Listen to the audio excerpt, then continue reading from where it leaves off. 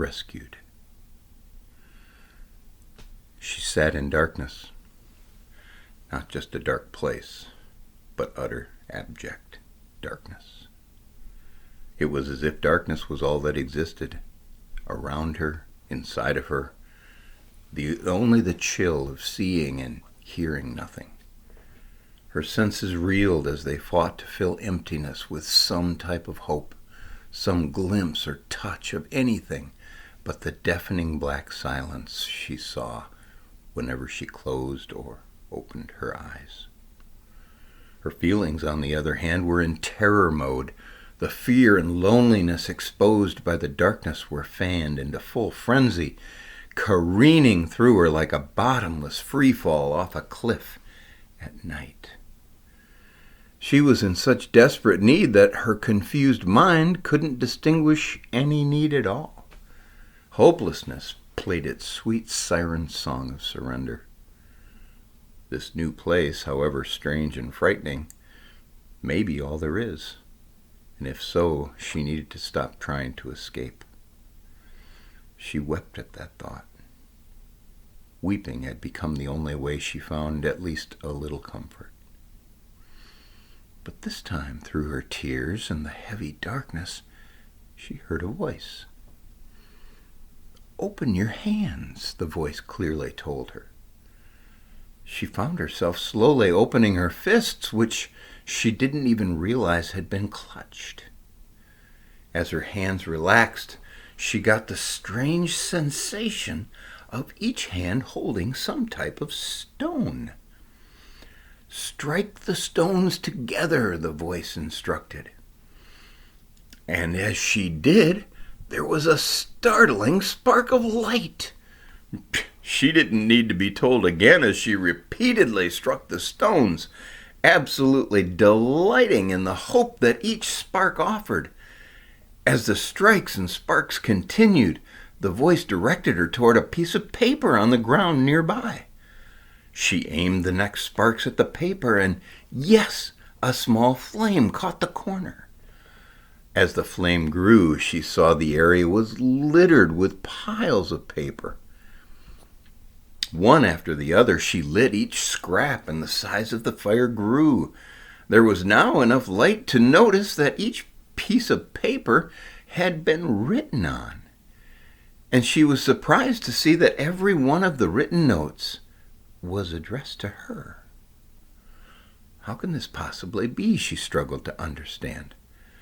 Momentarily forgetting the joy of finding beautiful light in her darkness, she picked many random papers from different piles, and sure enough, they were all written to her. She fought back tears as she began to read note after note, each reminding her of something someone had done or said to hurt her in her life. Every betrayal, every cruelty, every rejection, every hateful word, the very sight of them pulled her strongly back toward the darkness. But the fire was burning bright. One after the other, each trespass was being consumed. The brightness of the now raging fire was bringing her both light and lightness. The heaviness over her mind and heart disappeared as she watched the record of all those wrongs being completely destroyed. The lightness of this new freedom allowed her to lift her eyes and see beyond the beautifully bright blaze. The darkness that had seemed so thick and heavy was exposed by the light. It had no weight. It had no substance. It fled like a scared insect at the presence of the smallest flicker of light. And now that it no longer ruled her world, she could see the truth that the darkness tried so desperately to hide from her. She saw a barricade, a tall, impinging wall that completely surrounded her. On each piece of this fortress were written condemning judgments like failure, liar, ugly, huge disappointment, worthless. Everybody hates you. You can't do anything right. They went on, screaming what she now recognized as exactly what she thought of herself. It was like all the hurts, insults, and injuries had taken root in her. Anything good that had ever been said or done was swallowed up by the profound and punishing negatives.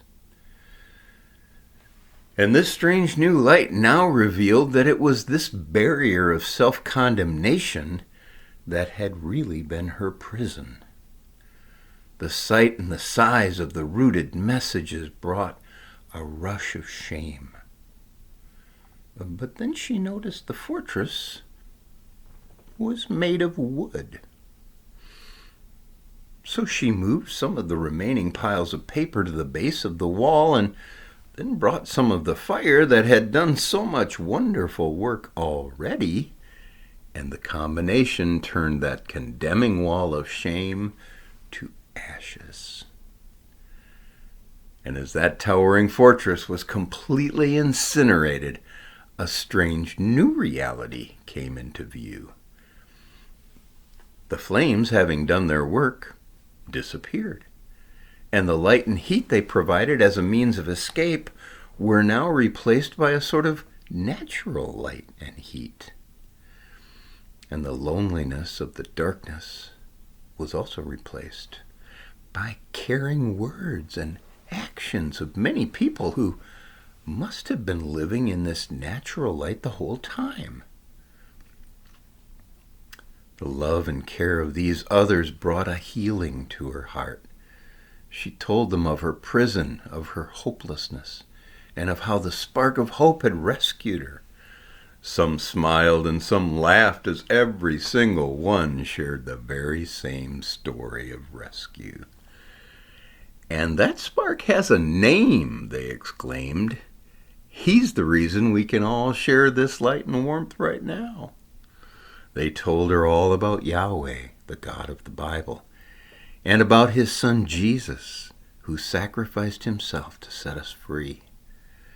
And the record of all the hurts and the things we'd all done wrong was destroyed by his sacrifice, if we believed it to be true. The truth of everything they were saying was settling in her heart like concrete sets in a new foundation. This time when she burst into tears, they were the tears of a heart that was so happy it didn't know what else to do. And through these tears, she noticed a really tall barricade nearby. So she approached the outside of the wall and called out to the person inside, "Open up your hands."